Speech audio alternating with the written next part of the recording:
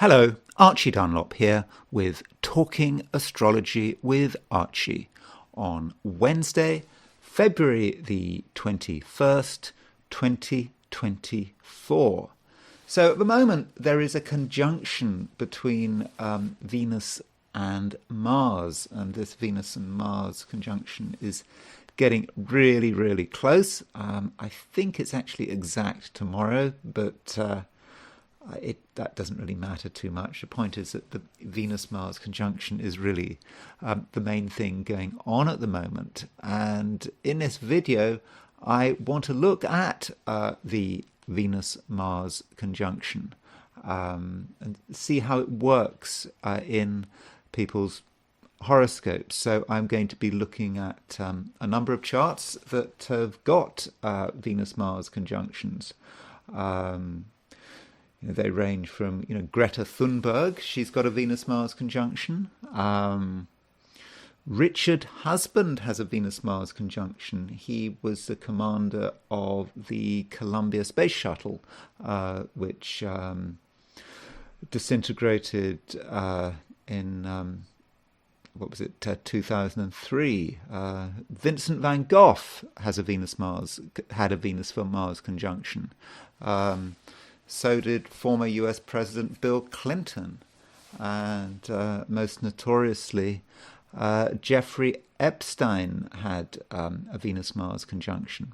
And there are other people who have Venus-Mars conjunctions. And so what I want to do is I want to look at a few horoscopes with Venus-Mars conjunctions, just to get an idea how this conjunction might be working out.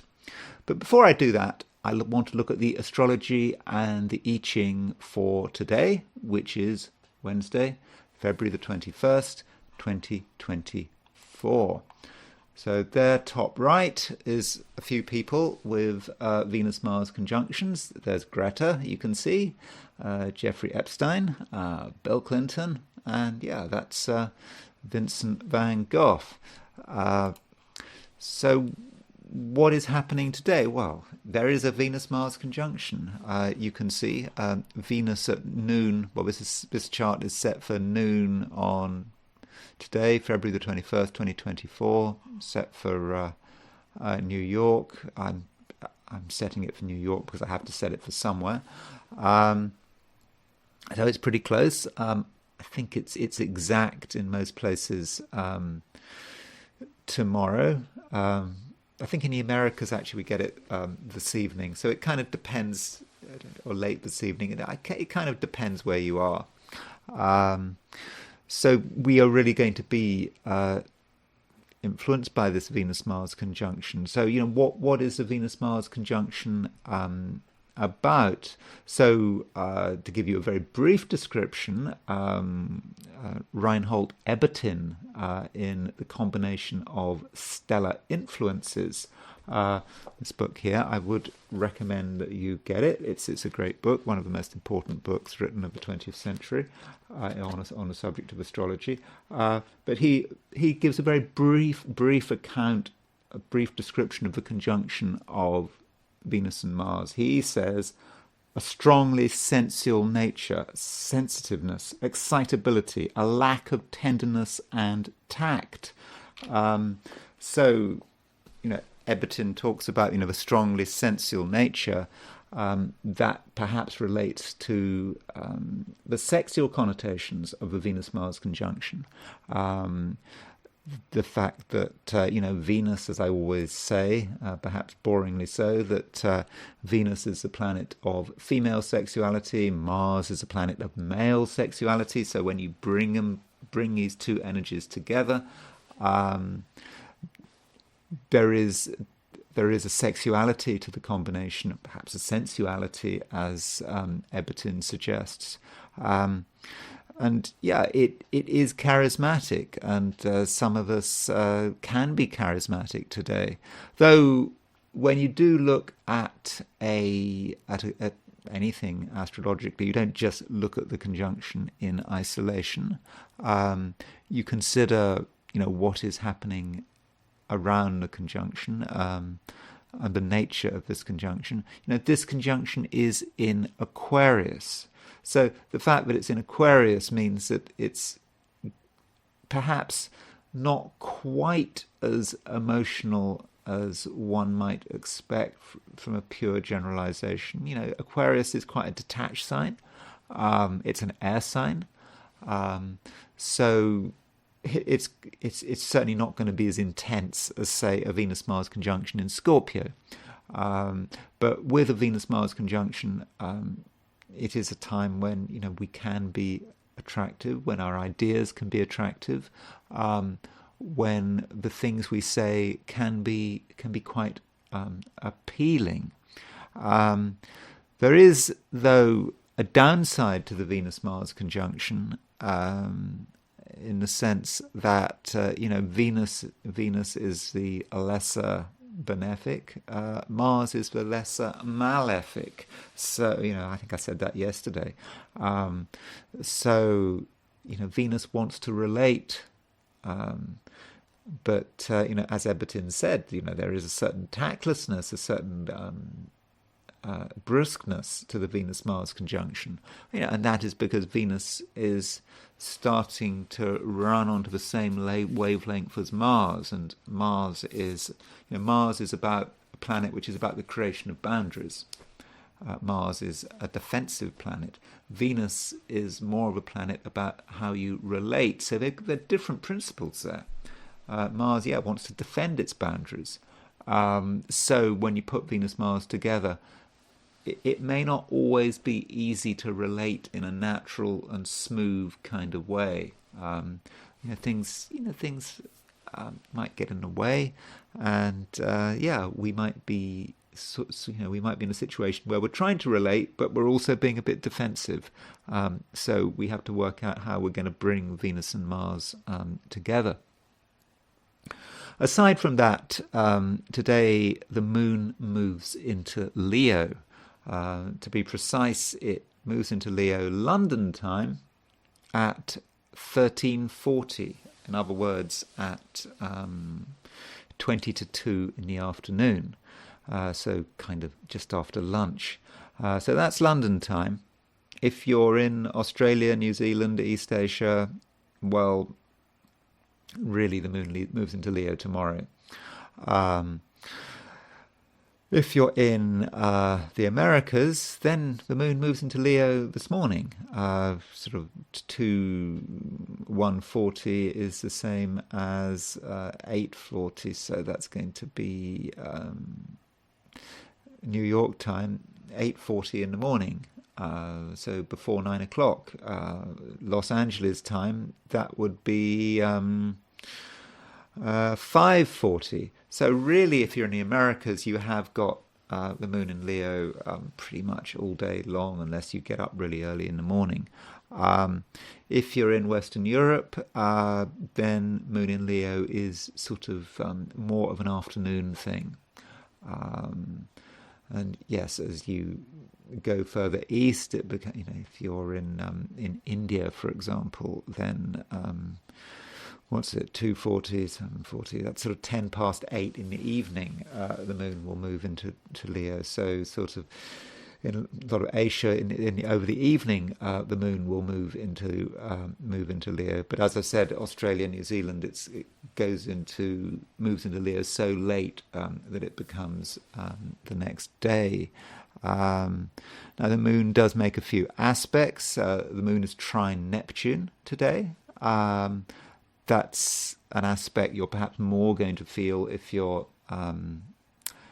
in Asia, Australia, New Zealand. The moon trine Neptune, you see there's the moon in Leo, but moon last degrees of Cancer makes that trine to Neptune. That's quite a gentle aspect. It's quite a sensitive aspect. We can pick things up on sort of an emotional level. Further, for sort of America, Europe, then perhaps a more relevant aspect would be Moon opposition Pluto, because what happens is that the Moon moves into Leo, and the moment it moves into Leo, it makes an opposition to Pluto. So, Moon opposition Pluto in fixed signs, Moon in Leo, Pluto in Aquarius. That might suggest intense feelings, powerful feelings, but feelings we can't let go of. So we perhaps need to watch that. We might get into an emotional state and we just can't quite get out of it. We just keep going with one emotion and we just find it difficult to get off the train. I'm not sure really how desirable that is. Maybe in certain situations it might be a question of pride coming before a fall. So we don't want to get too worked up about our feelings. We don't want to make our own feelings more important than they actually are. Another aspect going on today is Mercury is making a semisextile to Neptune. So there is Mercury, 2709 Aquarius, and there is Neptune, 2626 Pisces at noon, New York time. So Mercury and Neptune are 30 degrees apart. There is a certain conflict between Mercury and Neptune. Okay, it may not be the kind of conflict that you have with a square or an opposition, but there's a certain incompatibility in the ways that Mercury and Neptune are functioning. Mercury in Aquarius is, it's quite a logical placement. Aquarius is in an air sign. Mercury is trying to sort of think things through, trying to be reasonable, trying to have ideas. Neptune in Pisces is a more emotional way of being. It's having to deal with perhaps complicated trends going on in the wider world, the confusion surrounding other people, people just sort of messing things up through the basic chaos of their fundamental nature. So Mercury is trying to organize things, or not organize things, but Mercury is trying to think, trying to work things out logically. Yet Mercury may be undermined by the sheer chaos of the world in which we live. And so, despite our best efforts, it may be difficult to be rational. We may come up with ideas which seem reasonable, but they're being undermined. Or indeed, those very ideas which sound reasonable, we think they're reasonable, they may actually be motivated by something complex, emotional, transpersonal. Maybe this links into the collective unconscious. We like to think we are individual, rational human beings, but if you take the Jungian view of the world, we are all part of a collective unconscious, aren't we? And we can't separate it out, and we can be completely irrational and think we're being completely rational, which is perhaps dangerous. So if you're making decisions, if you've got ideas which you're very pleased with today, just consider the possibility that you're not quite as reasonable as you think you are. But I should say that really today, I'm not saying that there's a huge amount going on, except, yes, there is a Venus-Mars conjunction. I think part of the problem about doing these daily horoscopes is I understand that if you're coming here to find out what's going on particular days, you probably want to hear something, one day being different from the other day. Of course, that's not always the case. Some things which are true for one day are true for the next day, and they're true for the previous day.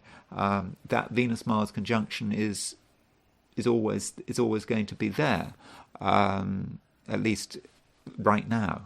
There was a Venus-Mars conjunction yesterday, and actually there's a Venus-Mars conjunction tomorrow. So the message with a Venus-Mars conjunction is not going to change much. But there are other things to change, which are changing. In particular, the moon is moving into Leo. The moon was in Cancer yesterday, and for most of us, the moon is moving into Leo today. So, having looked at the overall planetary picture, I want to consider what's going on for the 12 signs. So, these are my forecasts for the 12 signs for Wednesday, February the 21st, 2024. Aries. You're feeling more optimistic now, more positive, better able to deal with the world and its challenges. I think it's, because all of a sudden we've got some fire, and, Aries likes action. Aries, doesn't want to function in a boring and flat world. And now that the moon is moving into Leo, you're getting your fire. So the world is more sympathetic to you. I mean, it's not, I suppose, that perhaps you are changing, but maybe it's about the world is changing. You're now in an environment that can deal with you more, and that means that there are going to be, more opportunities to be yourself, to be creative, and also to interact. Interaction is important, Aries, particularly now.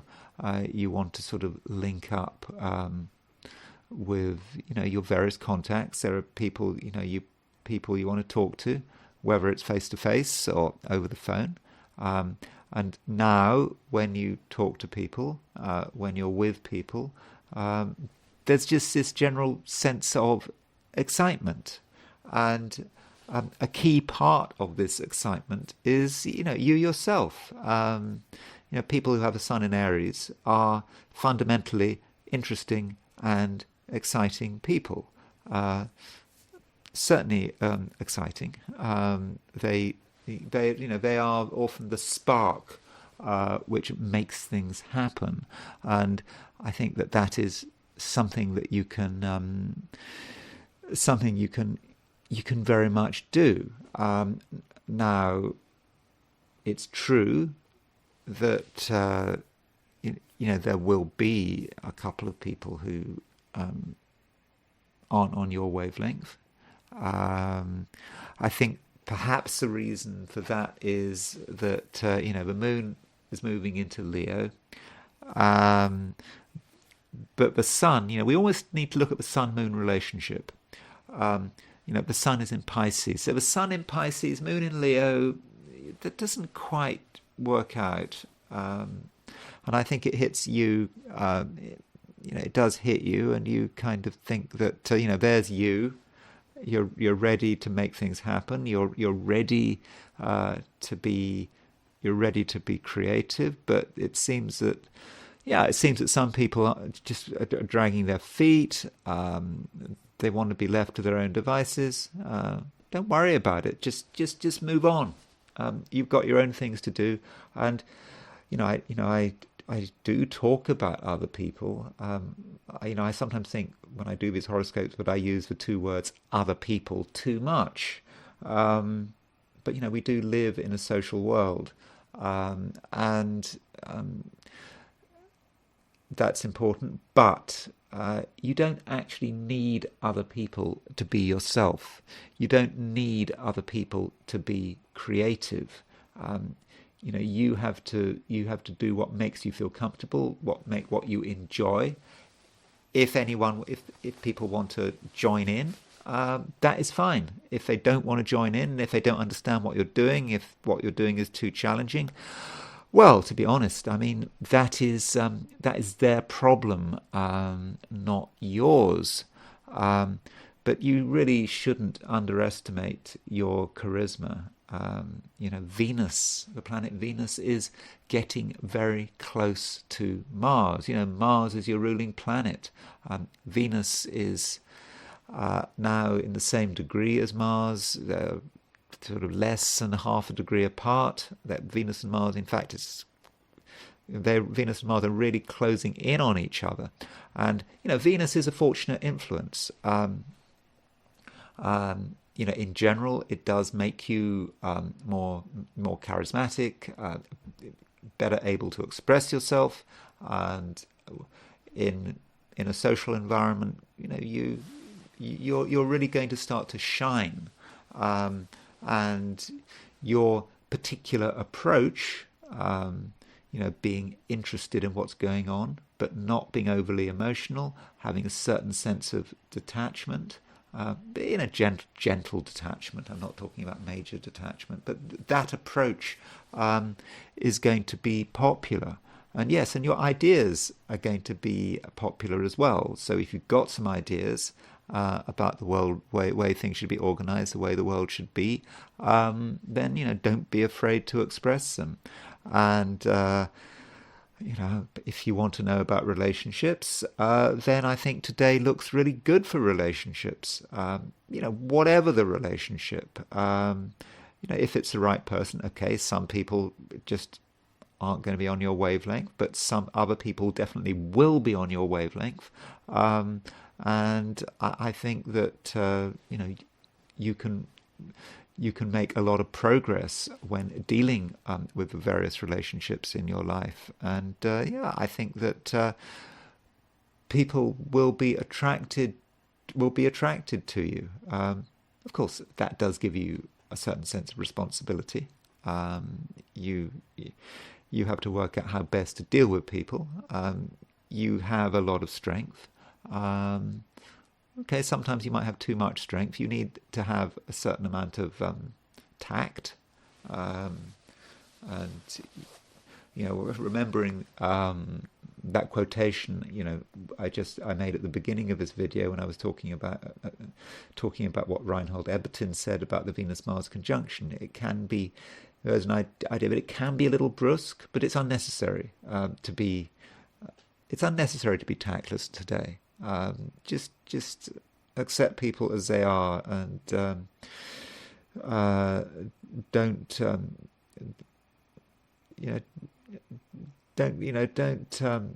be rude for the sake of it. I mean, you just might find yourself being rude, perhaps, without really meaning to. Just be a little careful about what you say in certain situations. But I mean, I think overall, today, you are an attractive proposition. So, I think that looks good. Taurus. I don't want to sound boring, Taurus, but fact is that, Taurus, that Venus and Mars are moving very close to one another. I said this yesterday. Venus is your ruling planet, and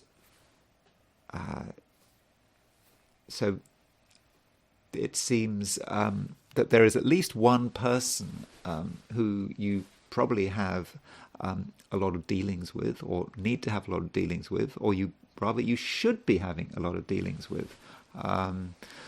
Someone who can certainly be useful, but perhaps they have to be treated with a certain amount of caution.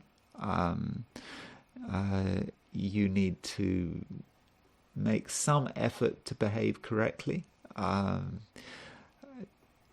reason I'm saying this is because, if Venus is you and Mars is another person, I suppose it could be another situation, and you're moving to this Mars. Mars can be quite an aggressive energy, so you kind of need to tread carefully. It's sort of reminding me of the I Ching. I'm not talking. I haven't done an I Ching reading for this, but there is this hexagram 10 in the I Ching, which is treading.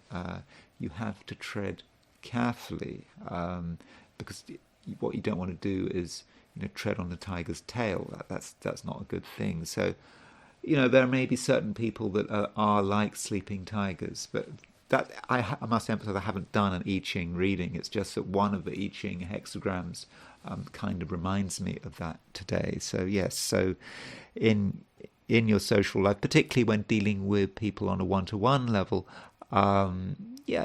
tread carefully, kind of watch out for tigers in the corridor, sleeping tigers in the corridor. But I think you'll be okay. This isn't just about your social life or romance. It also applies to your work, because there remains a lot of emphasis on your career, your work, the whole, perhaps your business, how you're trying to make progress. This is important to you because, right now you are ambitious.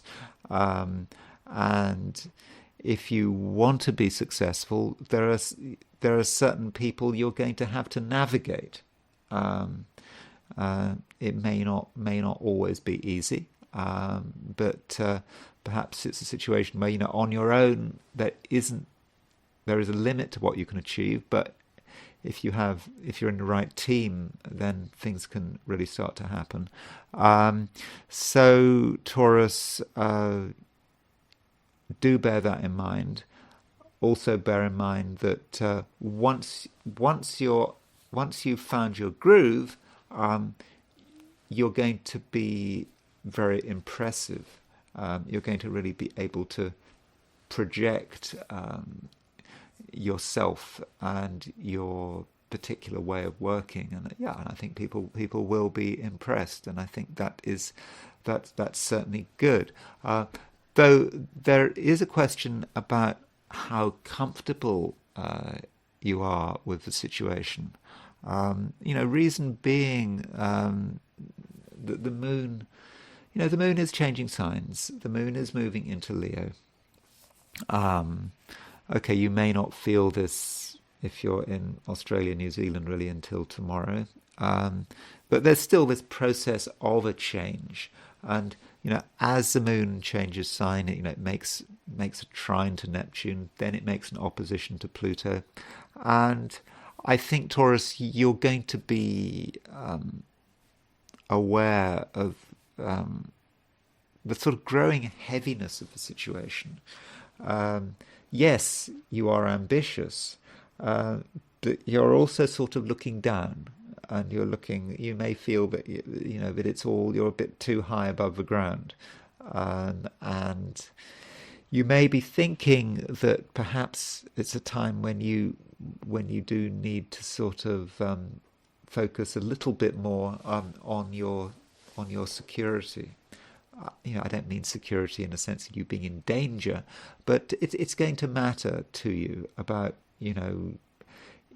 the basic foundations of your life, and, having to deal with outside problems, the kind of things, you have to perhaps deal with at work, things that perhaps aren't fully related to you and your life. Maybe not really, it may feel a little bit uncomfortable. And so, Taurus, I would kind of urge you to consider what it means to be comfortable. I think that is important, and I think that particularly that moon opposition Pluto today is going to really sort of emphasize that if you want to really make things happen in the outside world, if you want to create transformation, then you've got to make sure that you are you're ready and able to deal with that. And fundamentally, that means that you need to be secure in your foundations. And I just think that is going to be very important.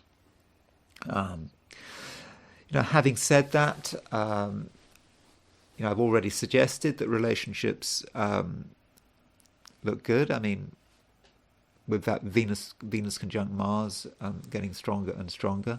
I should also say that Taurus, you're going to be quite good at actively getting closer to people, if that's going to be important to you. And I think it is going to be important to you. You can put energy into getting closer, not just to one person, but maybe to a number of people, perhaps in a community sense. That is something you can do.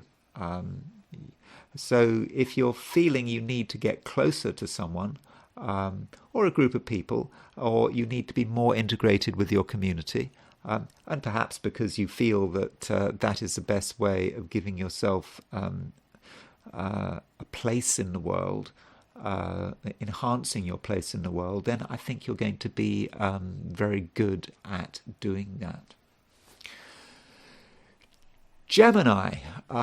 So Gemini, probably the most important aspect today is a minor aspect. And that minor aspect today for you is Mercury is going to be semisextile Neptune. So, Mercury is your ruling planet.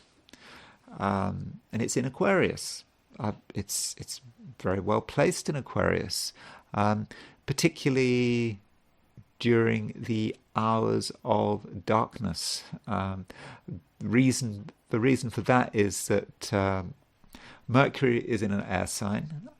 Mercury rules the air signs, but it rules the air signs by night.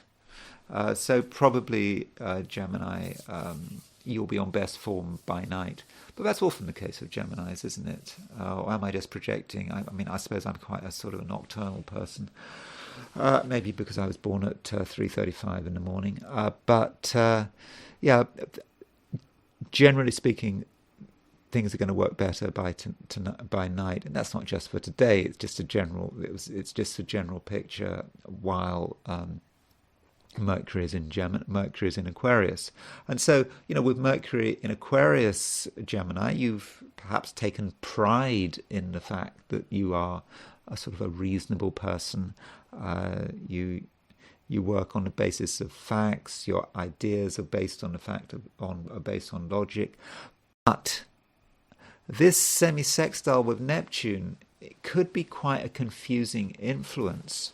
Sometimes Gemini, you might think you're being reasonable. You might think you're acting on the basis of facts, but in fact, there is an emotional undercurrent influencing you, and you may not actually be aware of it. And that's perhaps the problem with Geminis. They don't put an emphasis on the emotional side of things, and if you don't put an emphasis on something, then it can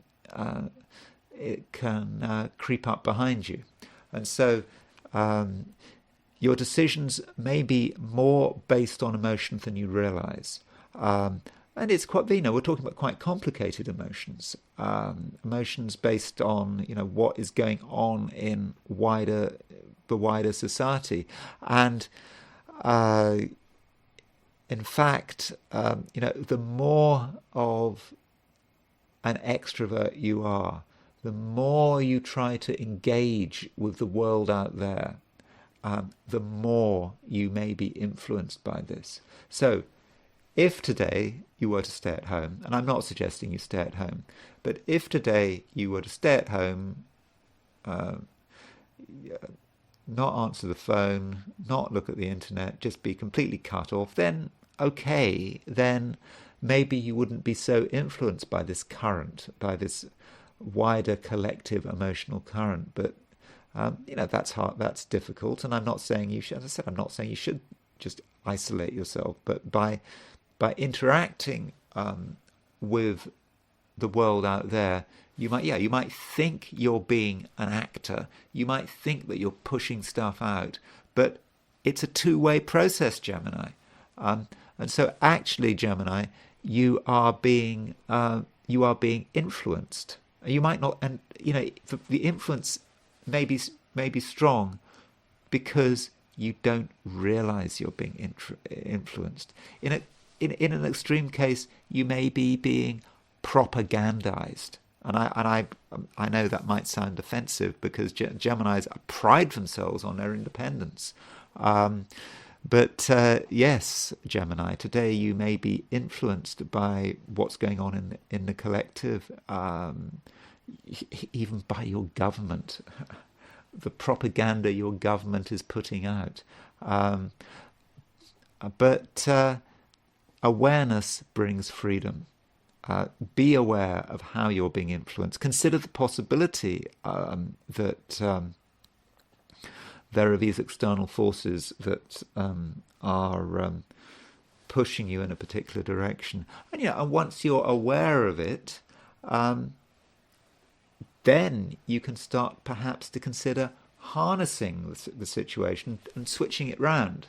So if you can see these collective forces and understand these collective forces, and rather than just be influenced by them, just see how they work, not just on you and on other people, then you may be in a position to benefit, perhaps because you're able to start to communicate to an outside audience about what is going on, and you will sound very authentic, perhaps because you've started to understand the collective, and I think in that way, Gemini, people will start to listen to you, because if you're able to harness collective forces, then in your own way you become quite a compelling personality. So yeah, it's a struggle, but I think it's a struggle that actually you can deal with, and it's just that you've got to start to use your ideas in new ways, and once you manage that, yeah, I think you're going to be able to express yourself extremely well. Okay, I suppose I should say something about relationships. I think that relationships are possibly not your main priority today, at least in a one-to-one on a one-to-one level. But if you do find yourself involved with people one-to-one, then you might find that they are expressing a burning desire for freedom. Okay, this expression of their desire for freedom may not be immediately obvious. They may be just keeping it to themselves. But if you ask a few questions, if you spend time with someone, then that desire for freedom will start to become more obvious. And once you understand what someone else means by freedom, what kind of freedom is important to them, then you're going to be able to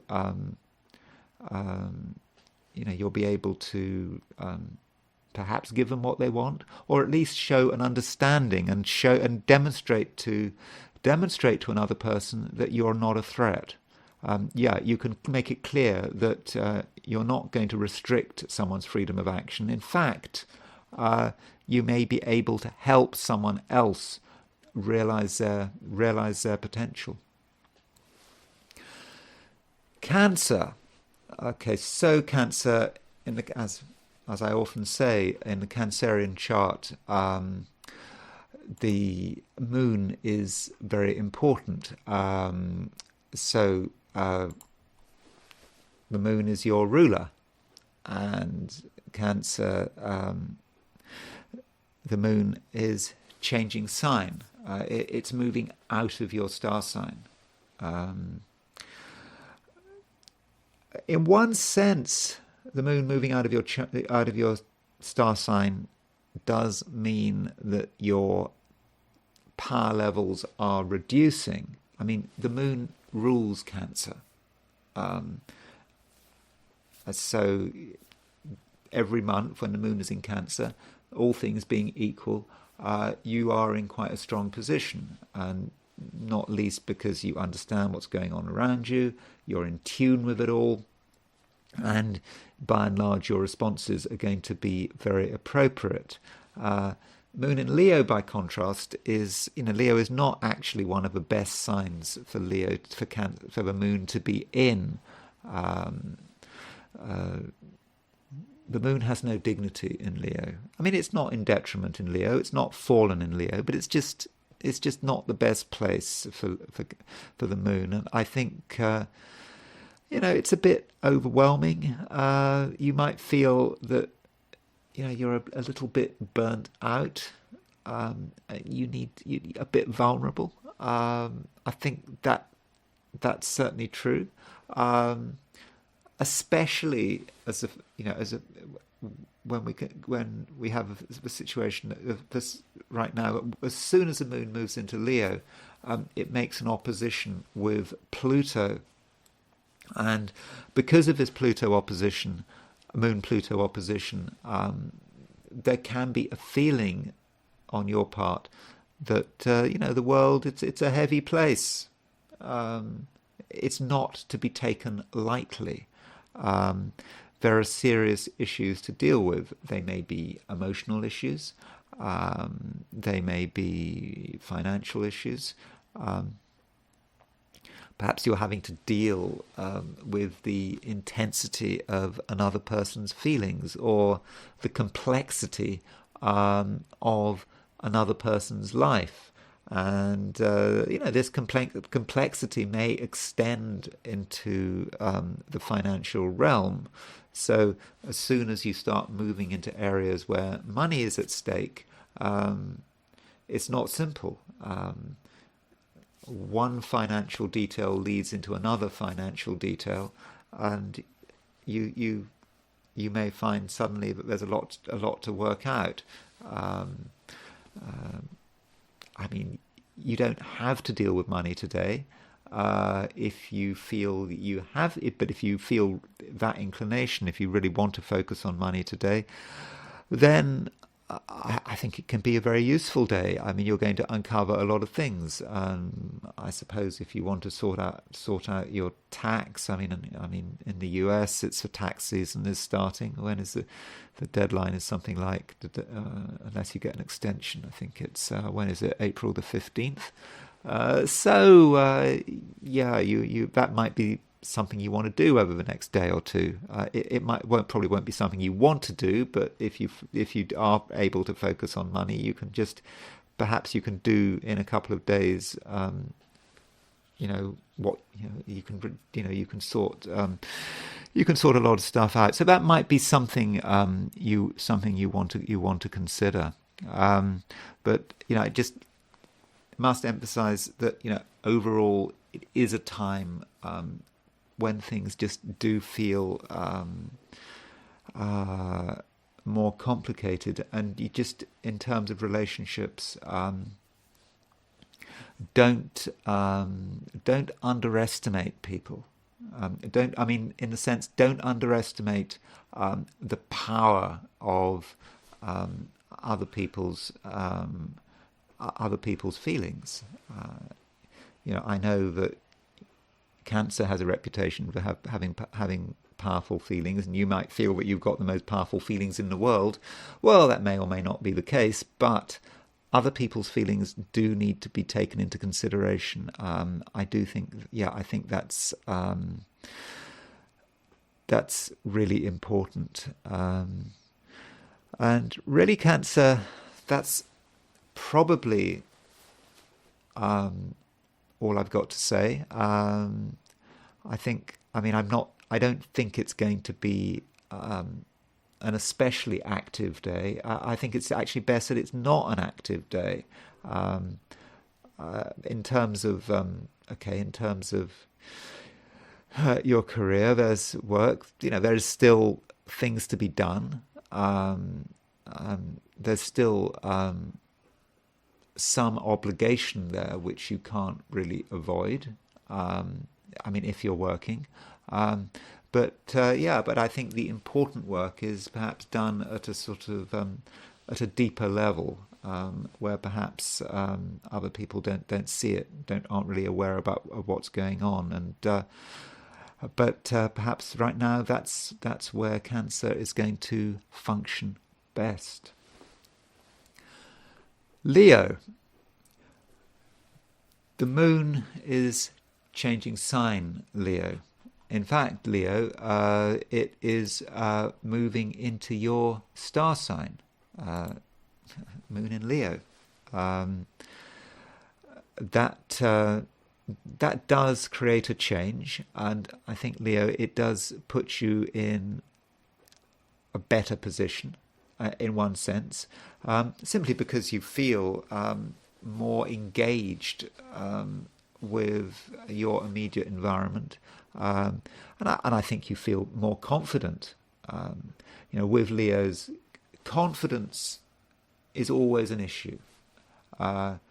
It's all about how confident do you really feel, because obviously Leos work best when they're feeling super confident. Leos, at least the stereotypical Leo, kind of likes to be in the center of the universe, but the stereotypical Leo wants to be confident in the center of the universe. It's no good being a center of attention if you have a lot of self-doubt. But yeah, with the moon moving into Leo, I think you do have, you have a strong sense of selfhood, but you can't really avoid the other, because there's still a lot of planets in Aquarius, your opposite sign. One planet that is in Aquarius that has recently gone into Aquarius, relatively recently, is Pluto. And so what happens is the moment the moon moves into Leo, it makes an opposition to Pluto. And so with the moon opposition Pluto, you may take the view that there are certain people who are just difficult to deal with, just difficult. You can't even say why they're difficult. You just know they're difficult. They just make life more complicated than it need be, and it may not even be. You may not even be focusing on one particular person. You may just take the view that certain one-to-one relationships are perhaps more trouble than they're worth. You may be right on that score, but that doesn't mean that you should be afraid of other people or just think it's just not worth the effort. Especially as today and tomorrow, and the big aspect is this aspect between Venus and Mars. Venus and Mars are forming this conjunction in Aquarius, in your seventh house, in your opposite. In other words, in your opposite sign. So certain people are really difficult to avoid. You should not be. You should not be trying to avoid them, because. You don't want to be in a situation where you feel alone, where you feel outside of the sort of current of human existence. There's some danger of that. I mean, from a perspective of Indian astrology, right now the moon has Kamadruma yoga, and Kamadruma yoga, it affects all of us in a general sense. I'm not quite sure how Indian astrologers would relate Kamadruma yoga to the collective, and perhaps they'd only relate it to particular horoscopes. But it is a time when all of us can feel a little disconnected from other people, and in a way alone. I suppose all of us are alone, but the fact that all of us are alone is especially important at the moment, with Kamadruma yoga in the sky. But for you, because the moon is in Leo, there is a danger that you might sort of feel that you are alone, or perhaps I should rephrase that. You should be alone. You may feel you should be alone. That you would function best if you are alone.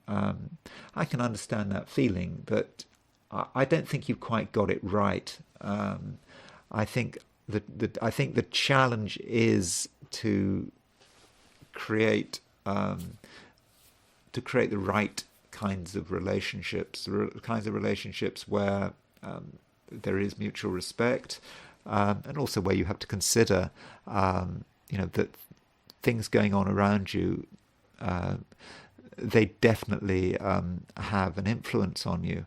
And with moon in Leo, we should also bear in mind that the moon is making an 150-degree aspect to the sun, and this is a reminder that the sun is your ruler, and so the sun is in Pisces, the moon is in Leo. So the sun and moon, you always should consider the sun-moon relationship, but the sun-moon relationship is not entirely comfortable. Because Leo and Pisces are completely different signs. They totally different signs. Leo and Pisces. Leo is a fire sign. Pisces is a water sign. Leo is fixed. Leo is fixed. Pisces is mutable, and you just might feel that the way the world is going is just difficult to pin down, and perhaps worrying, and you don't want to engage with it. So, Leo, I just would suggest that you don't overcomplicate it. Just accept the world as it is. Certainly engage your emotional senses. That's important, engaging your emotional senses. We all have emotional senses. Turn them on. If you turn on your emotional senses, that will give you an idea about what's going on, what people are thinking, what people are feeling, what kinds of behavior are right, what kinds of behavior are wrong, and that will kind of act as a guide for dealing with other people just on a one-to-one basis, and also as a group. And tread carefully, but tread forward, one step at a time, and I think you'll be okay. Virgo.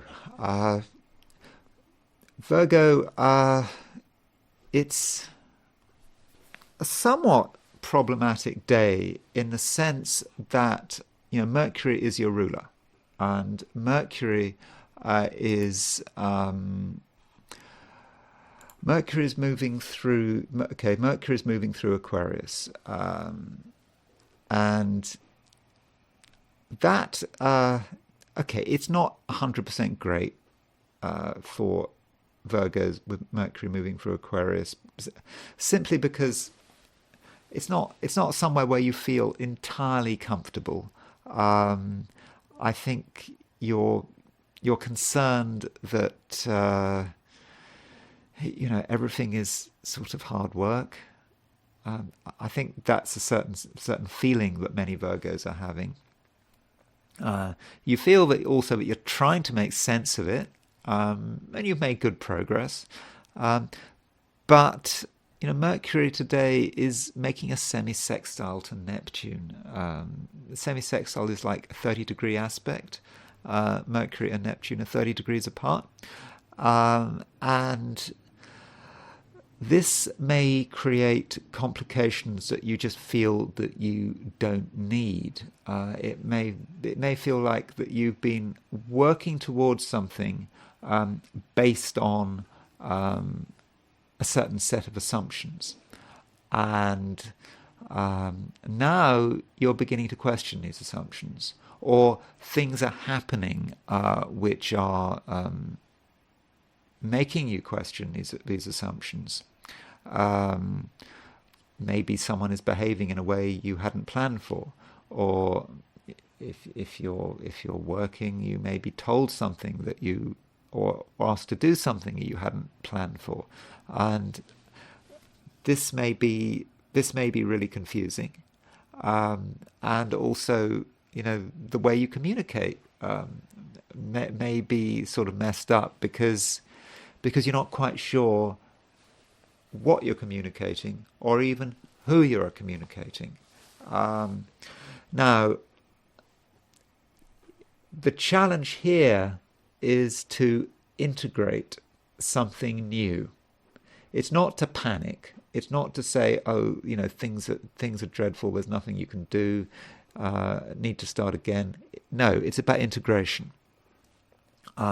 It's about taking something that has the capacity to really turn your life upside down and turning it into something that becomes a strength. That is going to be difficult, but what you really have to do is you have to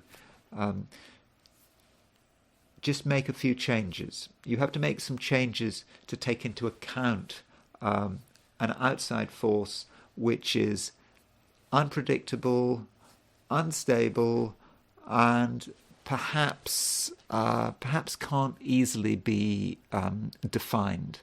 And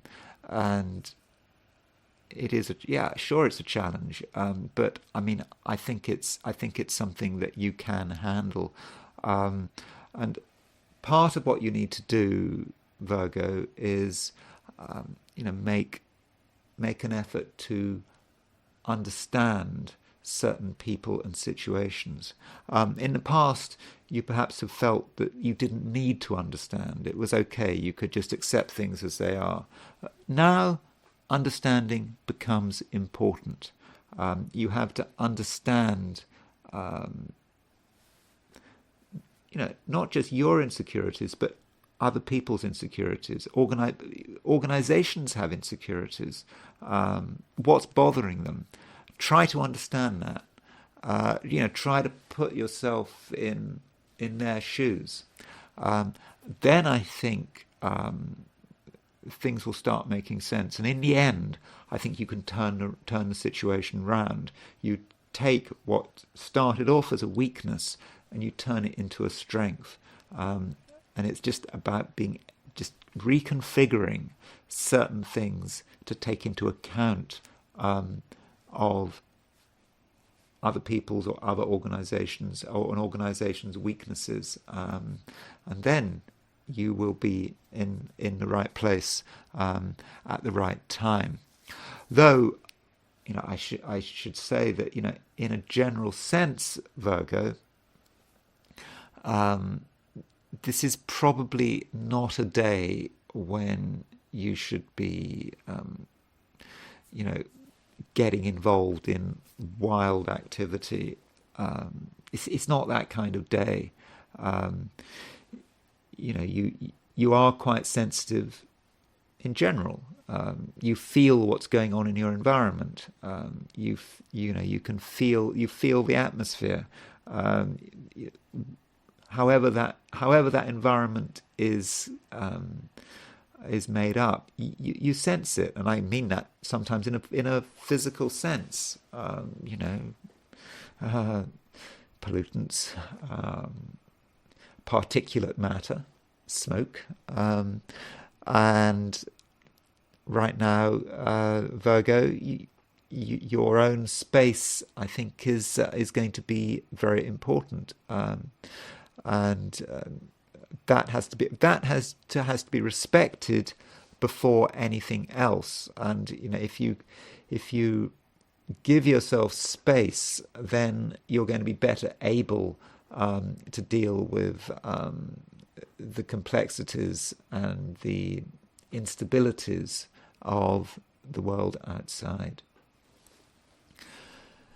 Libra, you are starting to feel more inclined to consider other people and their particular way of looking at the world.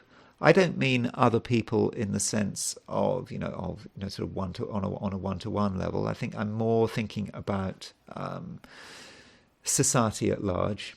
I think your role in the group, in the collective, is important. You understand it's important, and I think that you can benefit from it. For example, from the perspective of your career, if you're working today, or your business when you go to work,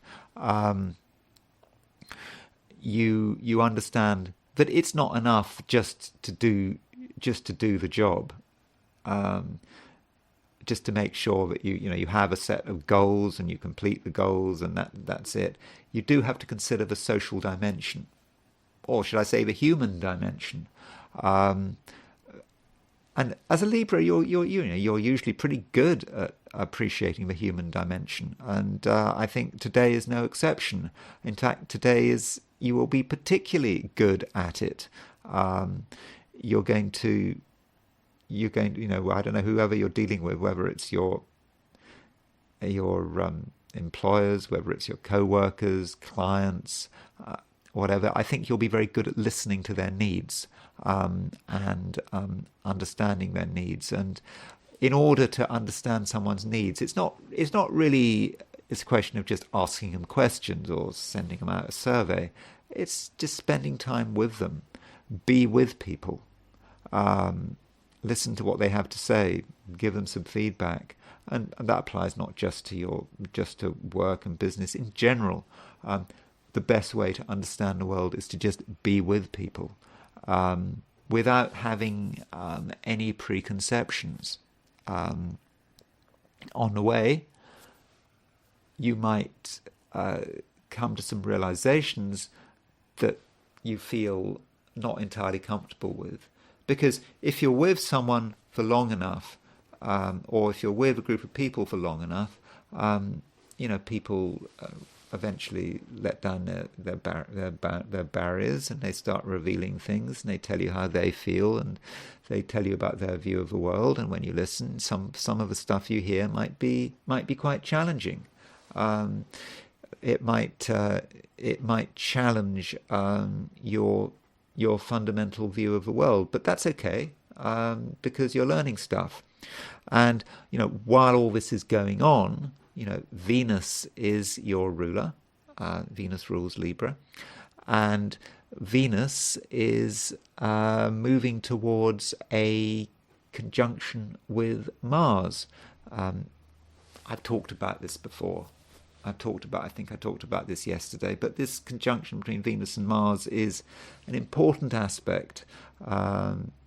It's probably exact tomorrow. Depends where you are. Maybe in America's tomorrow this evening.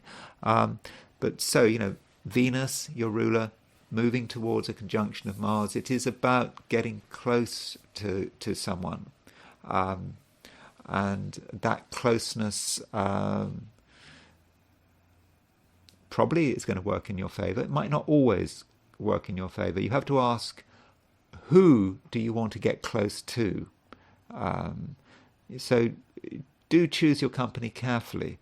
Earlier when I was talking about giving you this description for Libra, I was sort of talking about perhaps things more in a social way.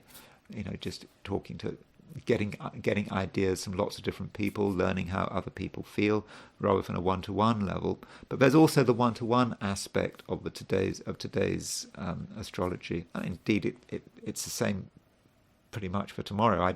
I'm not convinced that what I say for you tomorrow is going to be actually that different from what I'm saying today. But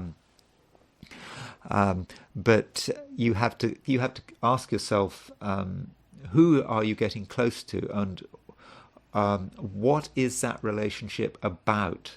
Because, Libra, what you should be trying to focus on today is getting close to someone who is on your creative wavelength. There are people who are on your creative wavelength. You want the same thing. You enjoy the same things. You understand the importance of individual endeavor and individual respect. That's kind of what creativity is about in some respects. Yes. But there are people out there who you could be on the wrong wavelength with. Your creative priorities might be different. You might actually enjoy different things. In that situation, there could be a problem, because you might suddenly find that you're dealing with someone who doesn't actually respect your creative needs. So do think about that, Libra. And today you can't be friends with everyone, or at least you can't be very close with everyone. I would therefore urge you to choose your company very carefully. If you're spending a lot of time with one person, make absolutely sure that you are on the right creative wavelength. But don't worry, I'm confident that person is there. I'm confident that if you give it some thought, you will know which person or which people to hang out with, and you won't find that you're let down by someone who has very different priorities from you. Scorpio, you are, I think, a lot more focused than you were yesterday. Yesterday and the day before, Scorpio, you were probably thinking about different ideas, different concepts. Maybe you felt that you weren't entirely in the mood for throwing everything you've got at a single thing. But now things have changed, or things are in the process of changing. You feel that there is a direction in which you want to move, and I think you're ready to go. Now, that doesn't mean to say that it's always going to be easy. I think there's going to be pressure on you to hold back. This pressure might come from your family. It might come from yourself. You might be torn. On one hand, you know what you want to do. On the other hand, you have doubts. You may even have obsessions. Perhaps about the past, the recent past. You might be obsessed with feeling that something hasn't been properly sorted out, hasn't been covered properly, or you might feel that if you take just one step forward, then you could be burning certain bridges, and that's not something you want to do.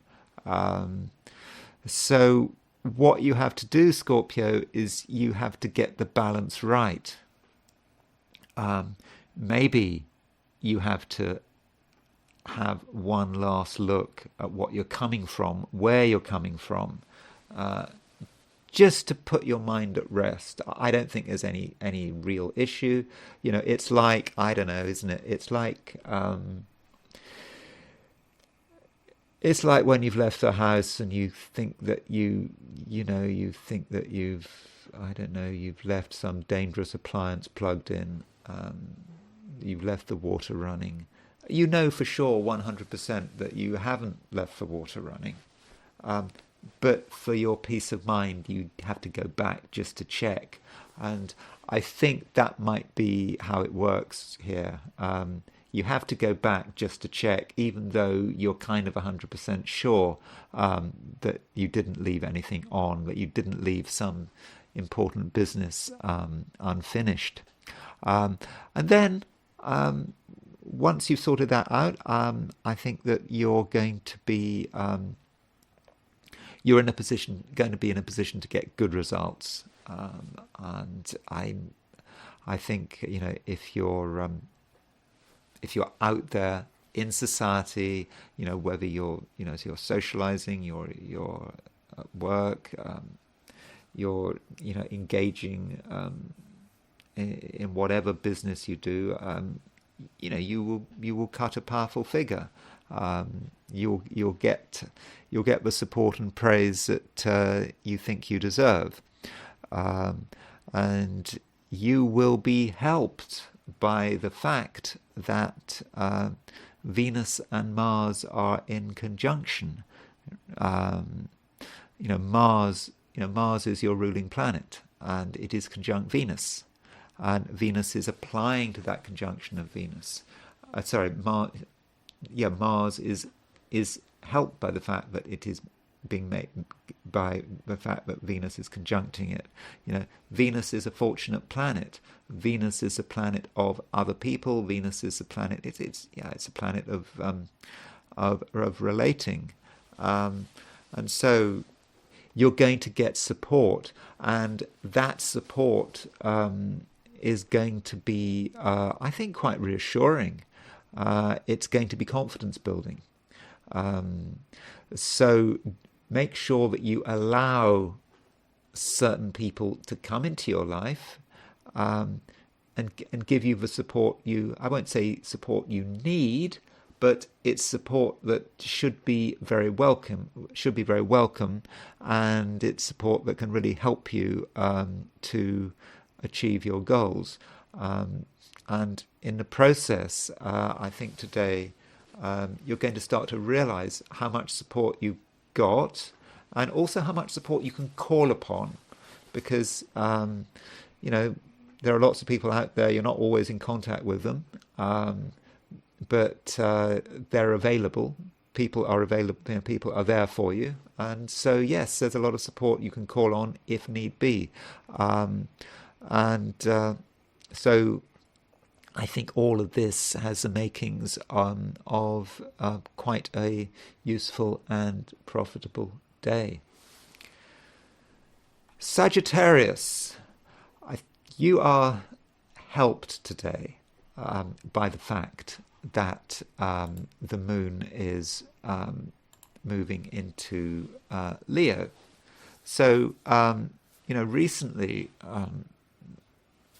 there's been a dearth of fire, and I think I talked about this yesterday. There haven't been any planets in fire signs, and Sagittarius, you're a fire sign. You need a bit of fire, get you going, okay, having a period with no fire may be sort of relaxing, may have taken some of the pressure off you. But after a while, it just becomes a bit tedious. And now the moon is starting to move into Leo. And so you've got your fire back. The fire is definitely there.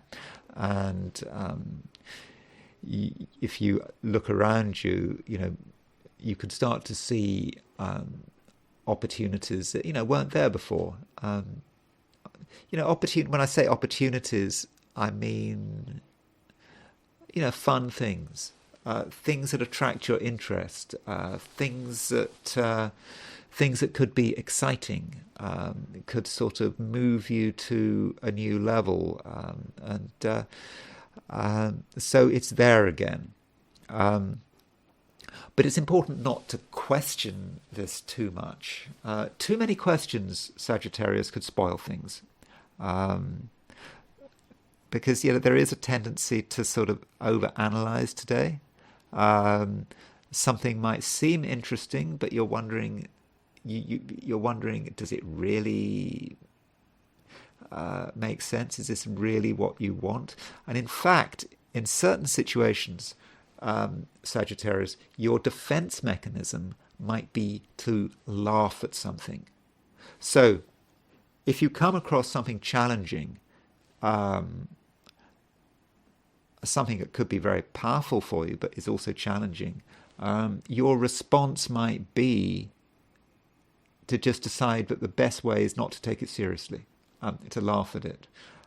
So do consider the things that you're laughing at.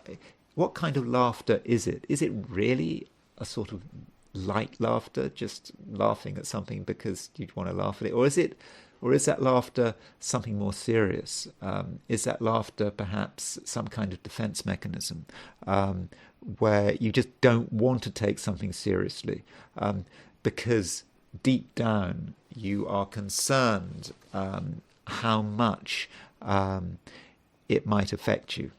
So really do consider that. Having said that, looking at the way you communicate, Sagittarius,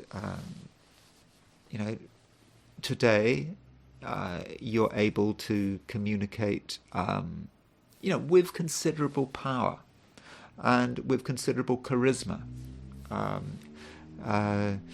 You really can be compelling, and you have the opportunity to express the full power of your personality, and if something seems to be holding you back or holding other people back, then you can create some kind of transformative destruction. And I use destruction in a way, I don't mean destruction in a negative way. I mean destruction about just breaking something down that is holding everyone back, and you're the one who can create this transformative destruction. Or should I call it, maybe it would sound better if I call it a transformative demolition. And so that's definitely something you can do. In terms of relationships, Sagittarius, I think the overall situation looks pretty good. As I've already said, I think it's just important that you're open-minded, but you don't sort of you don't close off the possibility of interacting with any one person, particularly if you're dealing with someone who is challenging. But you're helped in terms of relationships just simply by the way you're able to express yourself, because you are able to express yourself in a very sort of charismatic and attractive way. And when you meet people, then and you give them a chance to be themselves, then ties can start. That's not links can start, not ties, perhaps not links can start to form, and you can start to realize how much you've got in common. Capricorn, you may notice that things are starting to change a little. Particularly other people. They're not quite the same as they used to be. I'm not talking about any dramatic change. They just may be a little more wary. That's certainly something you might notice, that people who were maybe quite relaxed yesterday, the day before, are suddenly more self-conscious, and they may be holding something back.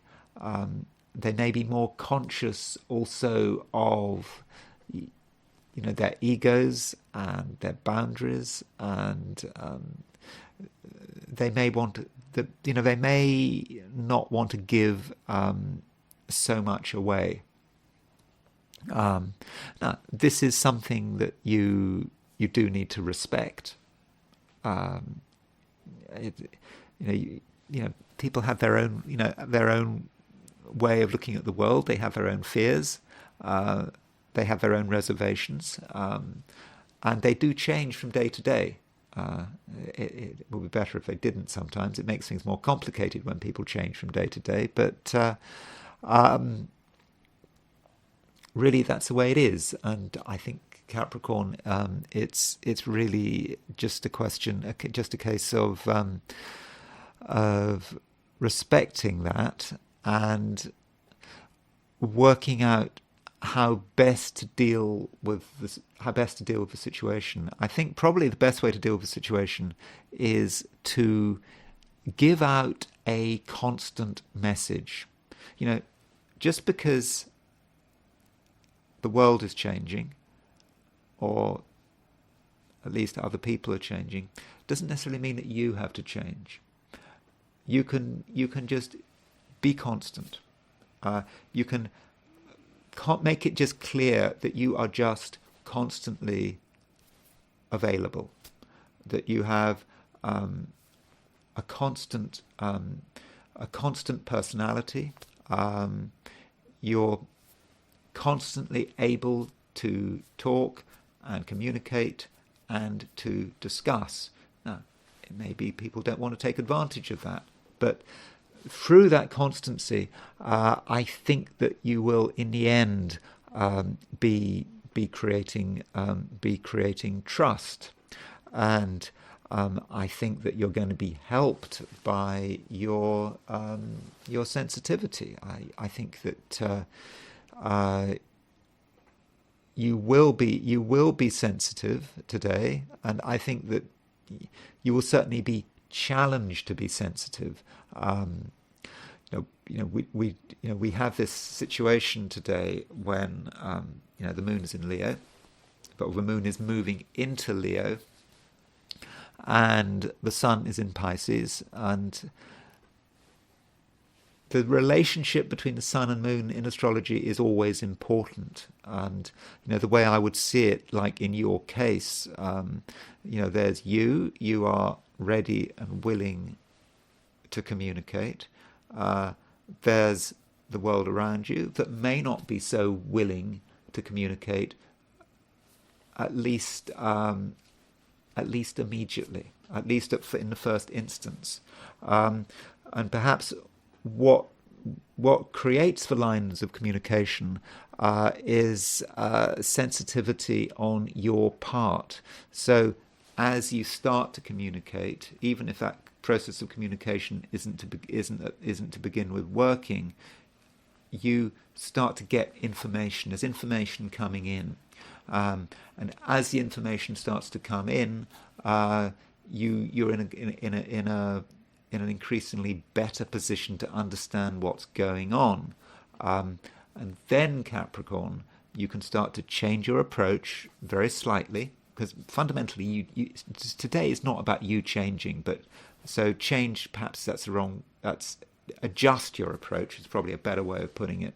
You adjust your approach again as fine-tuning, and then in the end you will be on the right wavelength. So perhaps what you can do is you start off with people who just really are not willing to communicate, not able to communicate fully, but you can just by constant changes you can create pathways of communication, and then you can reconnect with the world around you, and that's probably the main thing going on today. As far as the Venus-Mars conjunction, is exact today, and it's tomorrow. Actually, exact tomorrow. So there's a Venus-Mars conjunction in Aquarius. I don't want to say too much about it, but if today you are engaged with money in any way, shape, or form, and then your charm and charisma can make a big difference.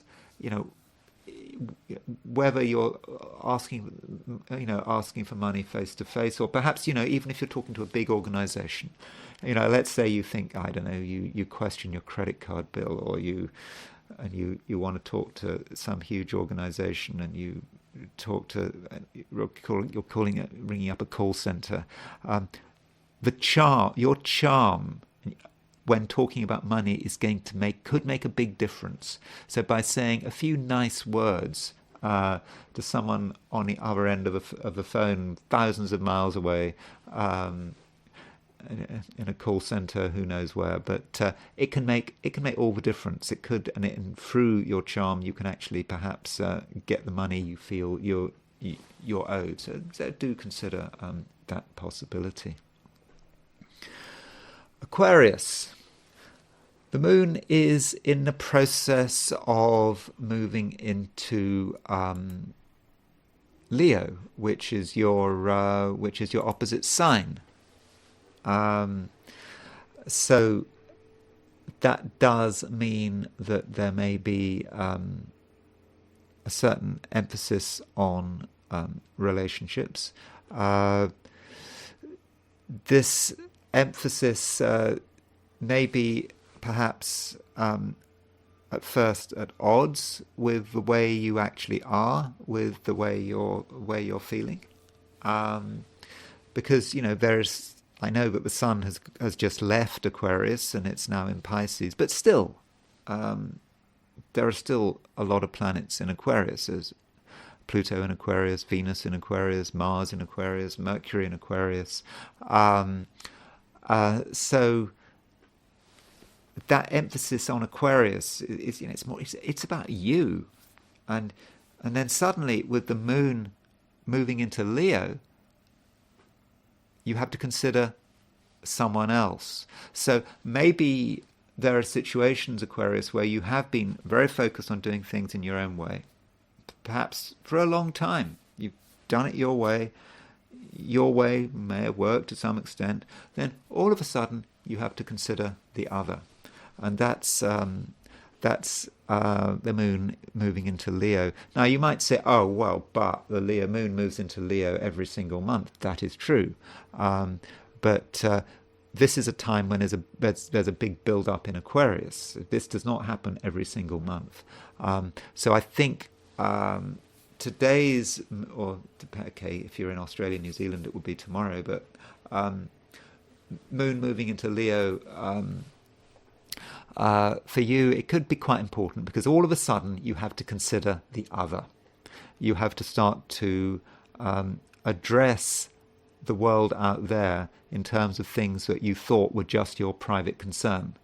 And I think in the first instance, that might not be something you want to do. Aquarius is a sign that can be detached, can be very independent.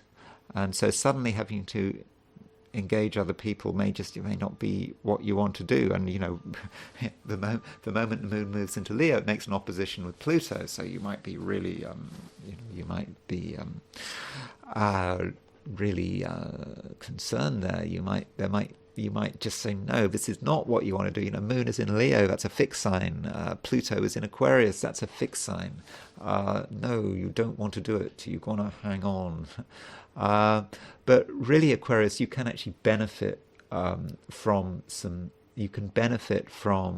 external input. You haven't got all the answers. You may be doing a good job, but you could be doing an even better job if you were to listen to what the world is saying. And also, people do matter. And yeah, you have to listen. I should also point out that Venus and Mars are making a conjunction in your star sign today. Okay, the star sign, the conjunction is also active tomorrow. Depending on where you are, the conjunction becomes exact, either late today or tomorrow. So Venus-Mars conjunction. It does make you quite charismatic. You trust yourself to be charismatic. You are an attractive person, and with this Venus-Mars conjunction, that does make you even more attractive. And so that is yet another reason not to be too concerned about other people's input, because once people see who you are and what you've got to offer, then they're going to really think you're great, and this could allow relationships to get stronger, and I think that new relationships are possible with this this Venus-Mars conjunction. And if you want something to happen, if you're trying to persuade people that your way is the right way, then by listening you get what you want. By showing a bit of flexibility, by showing that you're prepared to consider alternative views, you are actually able to get your views accepted. Pisces. Okay, so we know, Pisces, that the sun is now in your star sign. The sun has been in your star sign now for a few days. And you're getting used to it, and it feels good as we grind through your birthday month. If it is your birthday, happy birthday. But the moon is now moving into Leo, and I've been saying this to a number of the signs. The moon in Leo and the sun in Pisces, they don't really fit, do they? Because Leo and Pisces are very different signs, and I think that is something you might be aware of.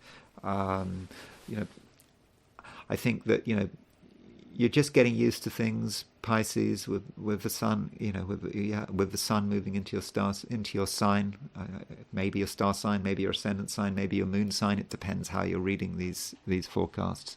You're getting used to things, and then you have to deal with something that you didn't really want to deal with. It sort of stops you in your tracks a bit. You didn't think that was necessary. Then you realize that it is necessary, and you realize that it could take up a lot of your time. Don't be annoyed. It just does. It does have to happen. And I think the earlier you recognize this, the better. And the earlier you act on it, the better. It may be that you see that something has to be done. You don't want to do it. You don't do it, and you obsess about it, but you don't do it, and it ends up wrecking your day. So, and I'm not talking about just today. I probably might be talking about tomorrow as well. Depends on your time zone. So, the moment you are aware that something needs to be done, just go do it. Don't wait. I think that is important. It's particularly important, just for your peace of mind.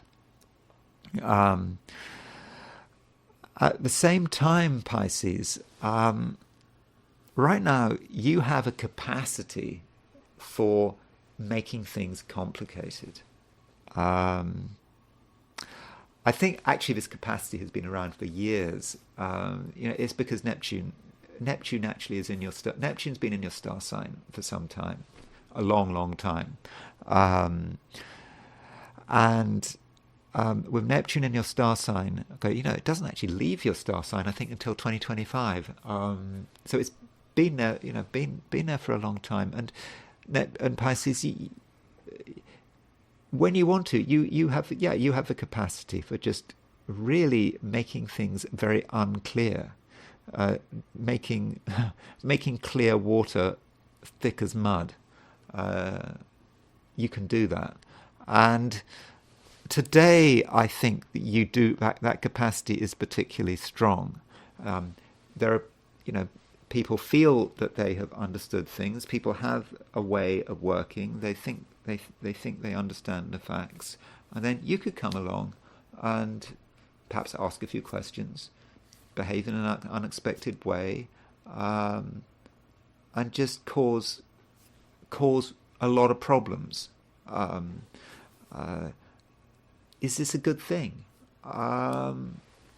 It might be a good thing. Perhaps there are people who just really don't understand what they're doing. They've had a one-dimensional view of the world, and they haven't considered a load of stuff, and you have considered it, and you tell them about it, and they have to start from scratch. Fair enough. On the other hand, there may be people who've completely worked out what's going on. They're on the right track. Everything's fine, and then you come along, and almost like your presence could be confusing. So I think I don't know. I don't want to be. I'm not trying to do you down here, but Pisces, you have to consider: are you part of a problem or are you part of the solution?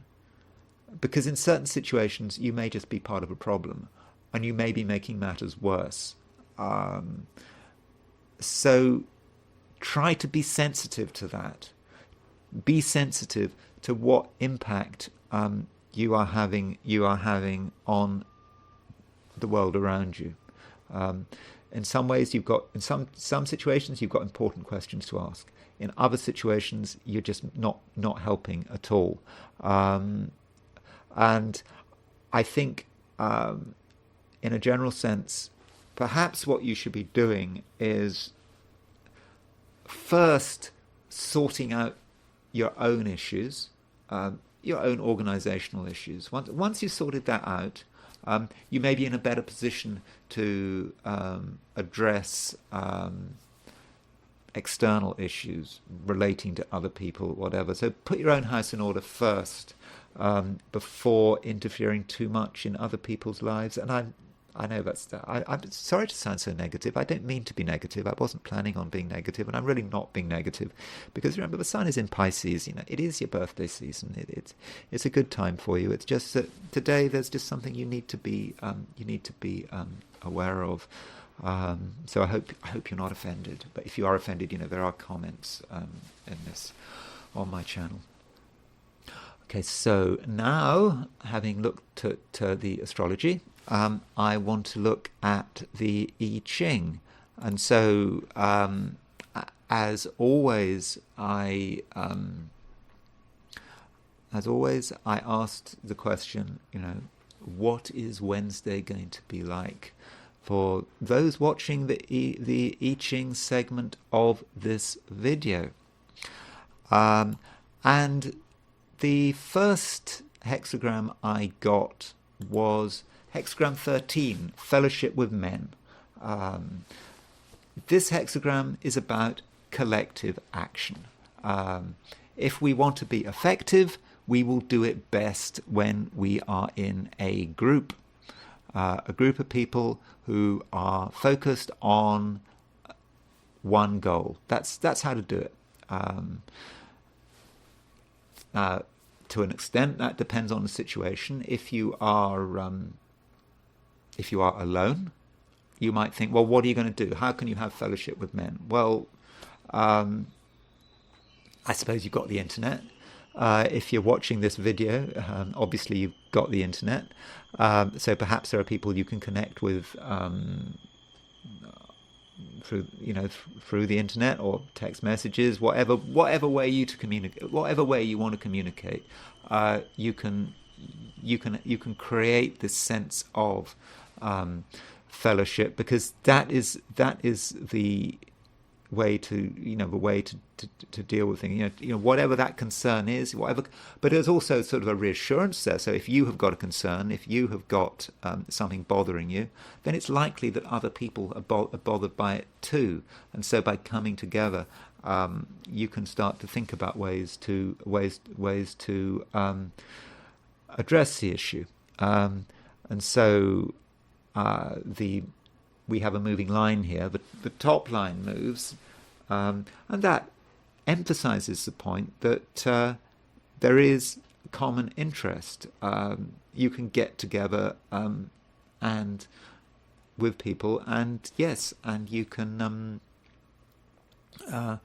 think about ways to solve a problem, even if you and these other people don't have much in common.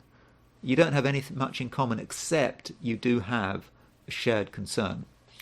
And this hexagram, because the top line moves, it changes. And it changes to hexagram number 49, which is revolution. So perhaps it's saying that the way forward is some kind of revolution. I think we've had revolution quite recently. Revolution is about radical change. It can be about change in leadership. Leaders perhaps have been doing things the wrong way, and we may have to institute a revolution, whether it's at home, whether it's at work, in society. Well, I'm not going to encourage you to start a revolution. You have to consider where you are. I mean, I suppose not many people watching this are going to be in a position to start a political revolution. But certainly something has to change. The time has come for change. Now, it is possible that this revolution is not about other people or society or the group you're in. It may be about you. It may be that change has to come from you first. You have to sort of revolutionize yourself, revolutionize various things going on in your life that haven't been working well or have become stagnant, are going nowhere, and you have to really create a revolution. Revolution is not just change; it is turning everything upside down.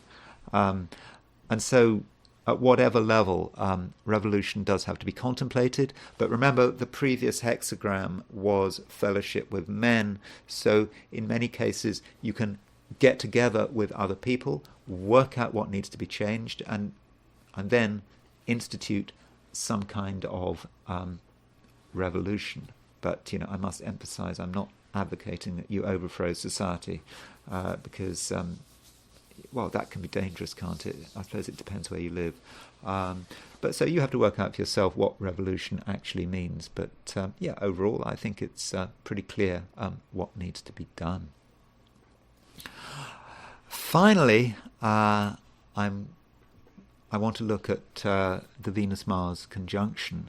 And I do talk a lot about Venus-Mars as a pair. And so what I thought I would do was just look at some people who have Venus-Mars conjunctions in their horoscope, and see whether we can find any common themes, or perhaps it's a theme that works in different ways it works in different ways for different people. And having a Venus-Mars conjunction, it may depend on who the other person actually is. I mean, the Venus-Mars conjunction is so often associated with sexuality and with attraction, particular kinds of sexuality. I think, in a general sense, that the sexuality connected with Venus-Mars, if you think about, these sort of universal sex symbols like, Brigitte Bardot or Marilyn Monroe, they don't have Venus-Mars conjunctions, they don't have Venus-Mars contacts. I suspect the reason for that is that Venus-Mars is a particular kind of attraction. So someone with a Venus-Mars conjunction may be attractive to a certain group of people, but maybe not attractive to another group of people. So maybe if you wanted someone like Marilyn Monroe or Brigitte Bardot, the fact they didn't have Venus-Mars, I mean, actually allowed them to be universal sex symbols, perhaps. It's just a theory I had, because Venus-Mars, when you've got Venus-Mars conjunction, it pins down your attractiveness. It makes it limited to a certain group of people. So I don't know. Let's start with someone. I'm going to start with a relationship, actually. I'm only going to look at one relationship. Bill and Melinda Gates. I don't know anything about Melinda Gates, by the way. I know they're divorced, isn't that right? But they obviously had a marriage. And this is Melinda Gates's chart. And the only thing I really want to point out is the fact that she has Venus-Mars conjunction in Cancer. So with that Venus-Mars in conjunction in Cancer, that would presumably give her a certain amount of attractiveness and charisma in some people's eyes. So in terms of her attracting the opposite sex, it wouldn't mean that she'd attract everyone. But at least in some people's eyes, she might be attractive. And so let's just quickly look at how Melinda Gates's chart links with her former husband. So we have got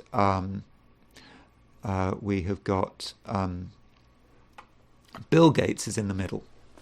Bill Gates's chart is in the middle, and Melinda Gates's chart is on the outside. So Bill Gates has Moon exactly on the midheaven, and it's, well, not exactly, but he's got his midheaven at 5 Aries, Moon at 8 Aries. So if you've got Moon on the midheaven, it's very good for projecting to the public. The Moon is the public. So very useful. So that's one aspect of the Moon. The other thing he has is he has Moon opposition Mars, right across the MC-IC aspect. So in a man's chart, what does it mean to have Moon opposition Mars?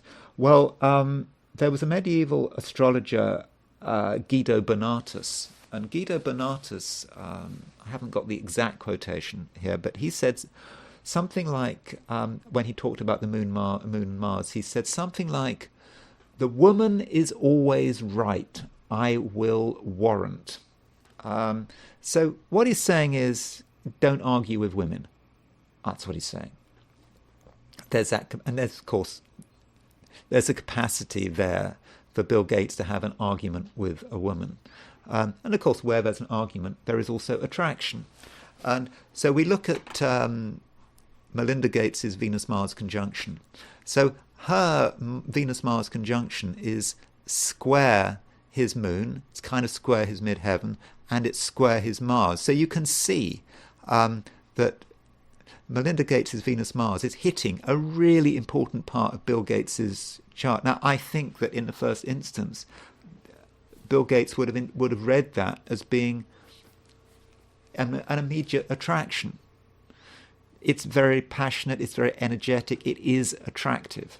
And so you can see the attraction and how Melinda Gates's Venus-Mars conjunction, if you like, allowed her to hook a billionaire.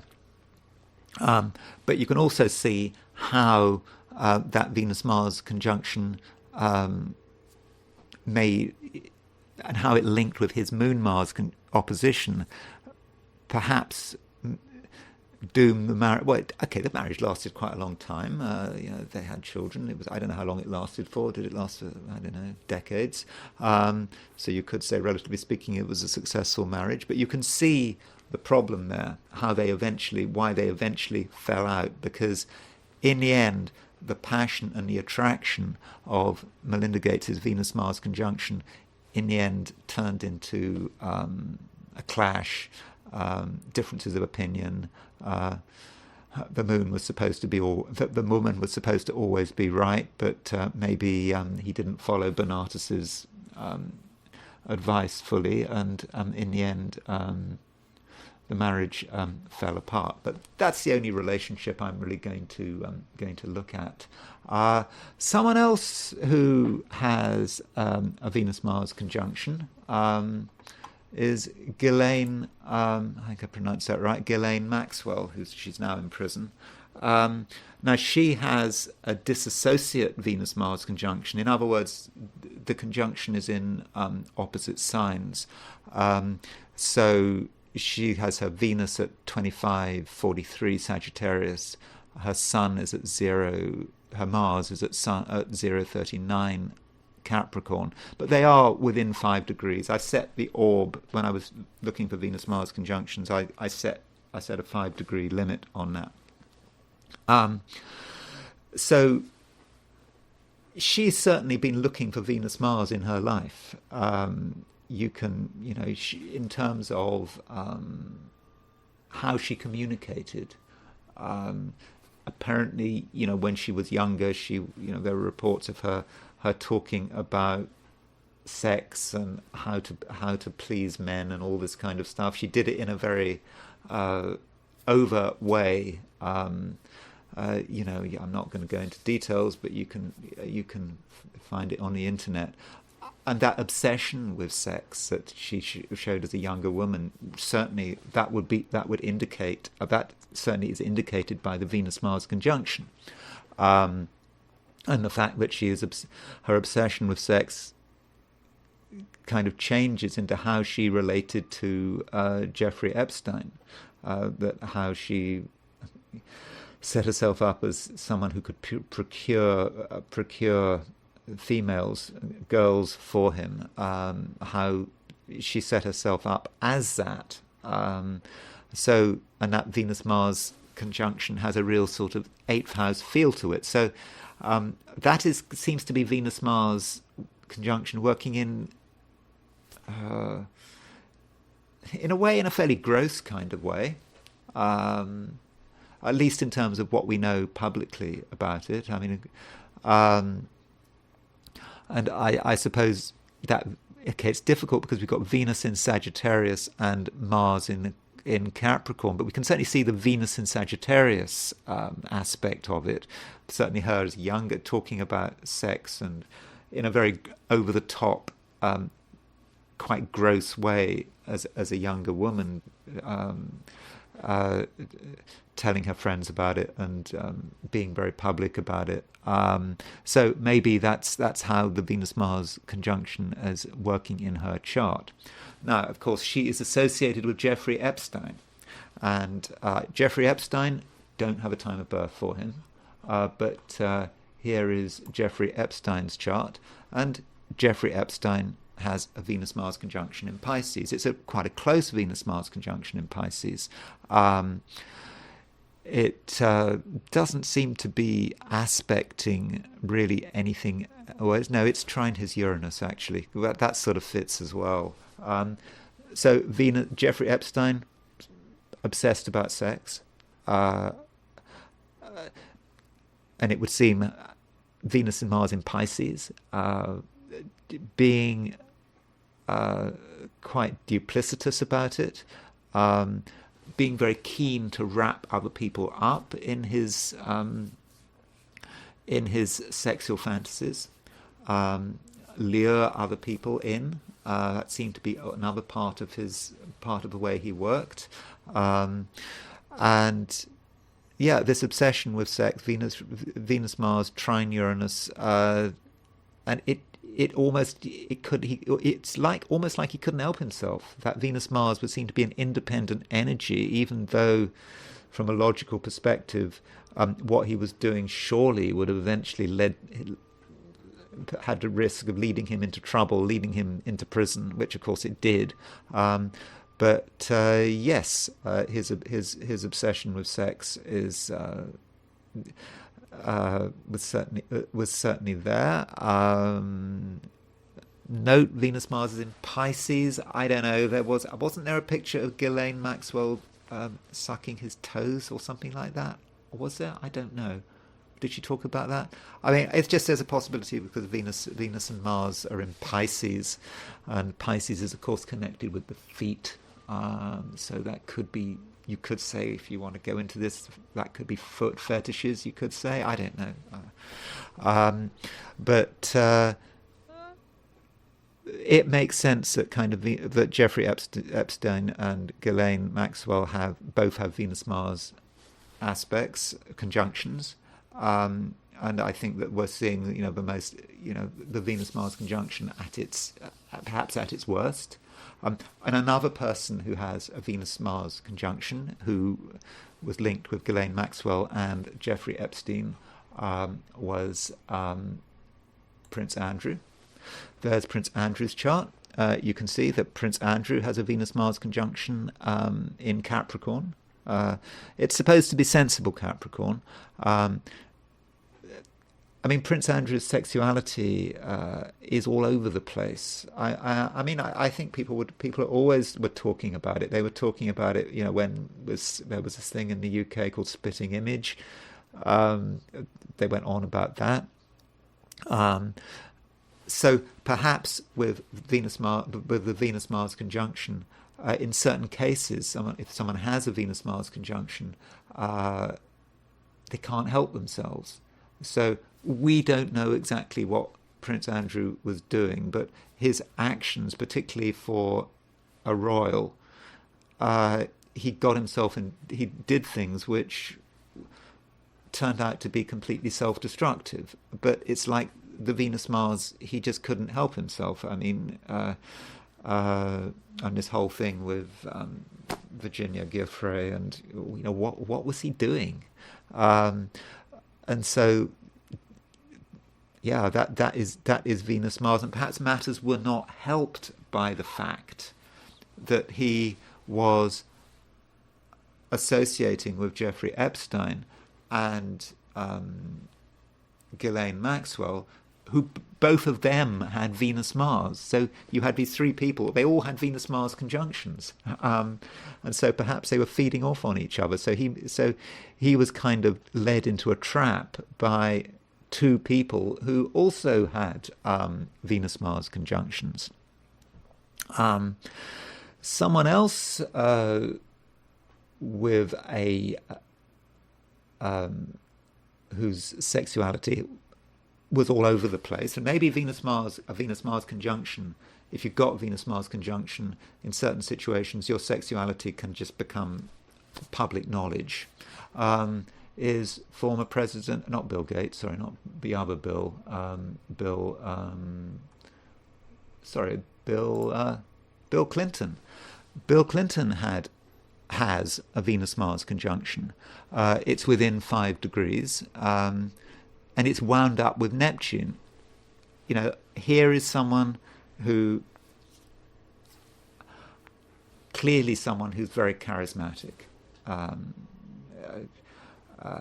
Someone, I believe, certainly in his heyday, a lot of people found him very attractive, and he's got a Venus-Mars conjunction in the first house. It's a very strong Venus-Mars conjunction. I think that Venus-Mars conjunction was a very important part of his success as a politician.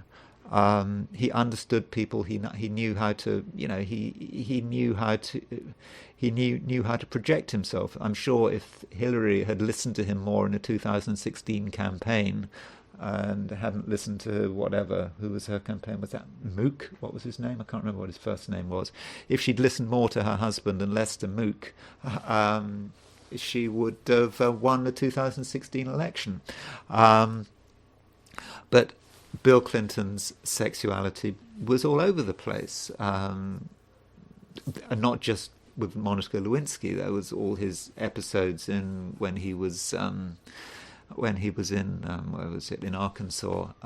It just comes up again and again, and it's kind of interesting that Bill Clinton, with that Venus-Mars conjunction, has kind of been associated with sort of Jeffrey Epstein and that kind of thing. There's that Venus-Mars. It just seems to be through and through. But I think Bill Clinton, perhaps unlike Jeffrey Epstein, he he demonstrates how a Venus-Mars conjunction can be very useful. It can really make someone attractive.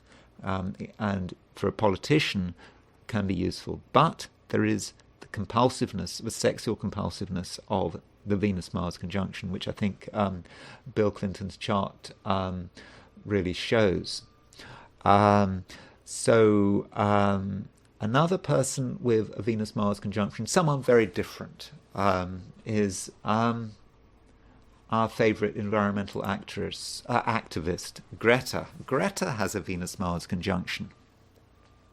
There's her Venus-Mars conjunction in Scorpio. So when we looked at Bill Clinton, we were talking about a politician and someone who was able to be an effective politician.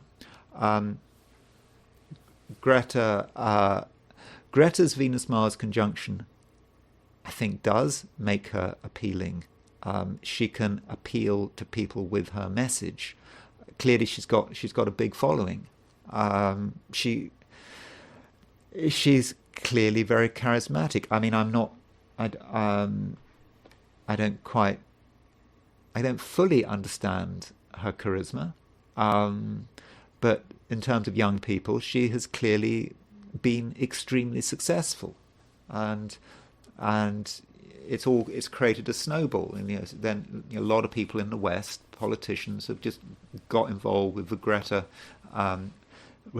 bandwagon. And I just think that Venus-Mars conjunction in Scorpio, it's very persistent. It's a strong Mars but a weak Venus.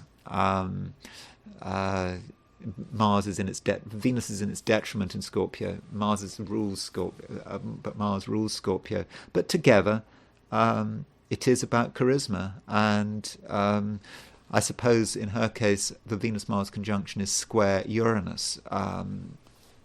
So in her own way, through her charisma, she's been able to sort of create a bit of a revolution.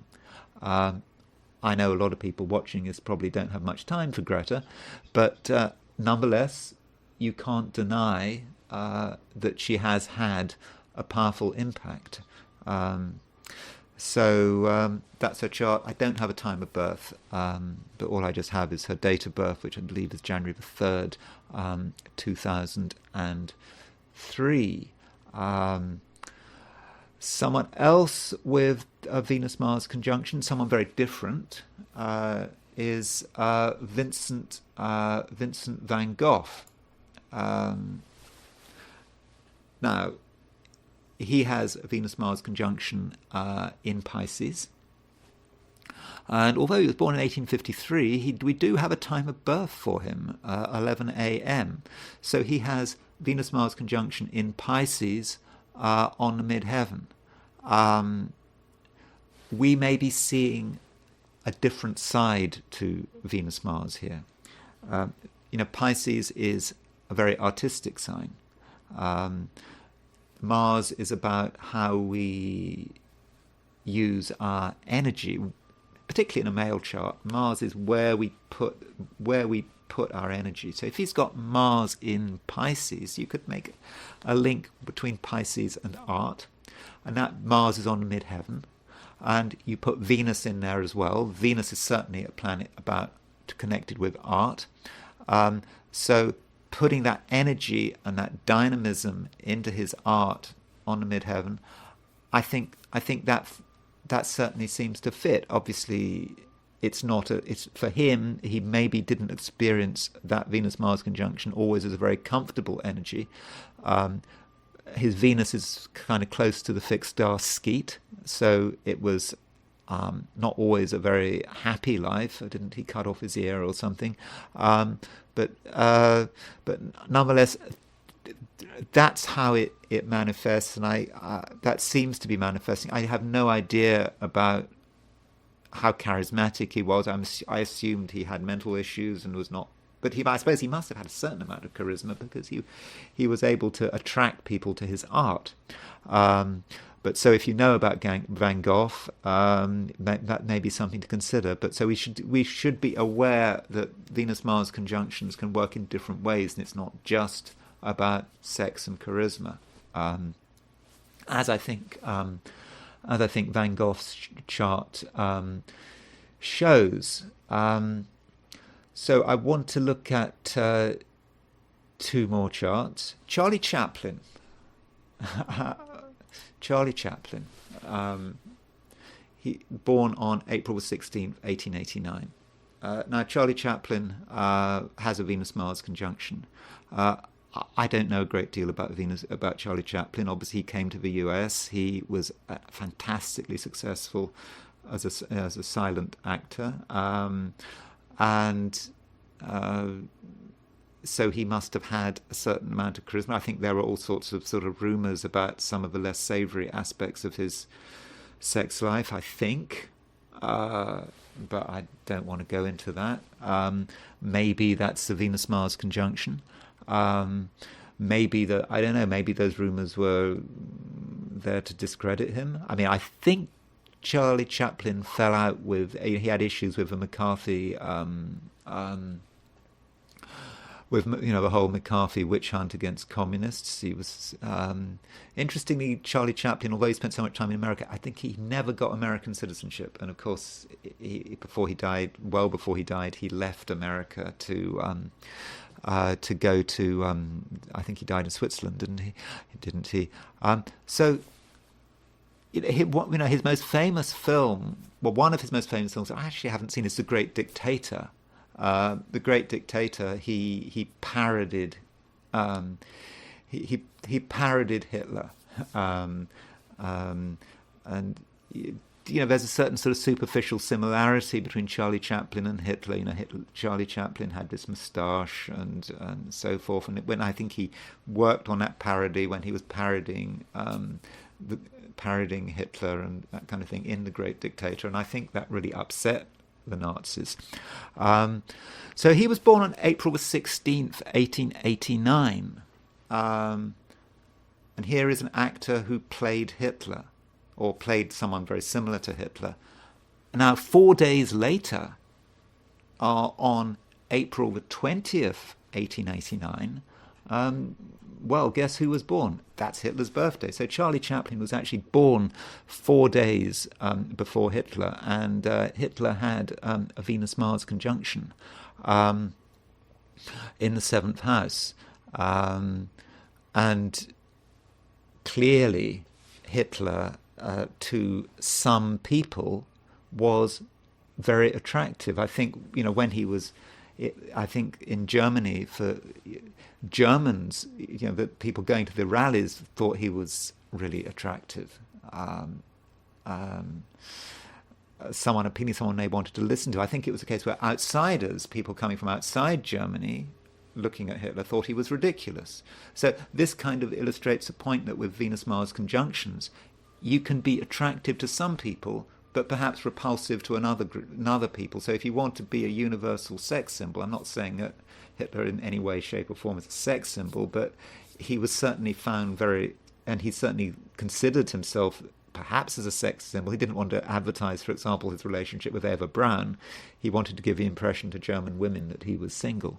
But Hitler was a very 7th house person, projecting a lot. People could read whatever they wanted to into him, and I've just noticed, I've been looking at his chart for ages, and it was the first time I've actually noticed that the thing about his Venus is it is in mutual reception by exaltation to the moon, the moon and Mars, not Venus. The moon is in Capricorn. It's in the exaltation of Mars. Mars is in Taurus, is the exaltation in the exaltation of Moon. But so having that close Venus-Mars conjunction made him very possibly in the 7th house. If you take Placidus in the 7th, obviously in the whole signs it would be in the 8th. But with that Venus-Mars conjunction, yes, he was able to project his attractiveness to his audience, to potential voters and to his country, and he was able to sort of take it over. It's almost as if there was some sort of collective force that he was able to harness with that Venus-Mars conjunction in the 7th house, even though, look at Saturn, he has Saturn square the Venus-Mars conjunction. Saturn actually just, it seemed to facilitate it. I suppose he's got a strong Saturn. Now you might say he's got a weak Saturn because it's in Leo, the sign of its detriment. But Robert Hand wrote this booklet about sex, SECTS, talking about sort of traditional way of evaluating planets' strengths, and he looked at a number of charts.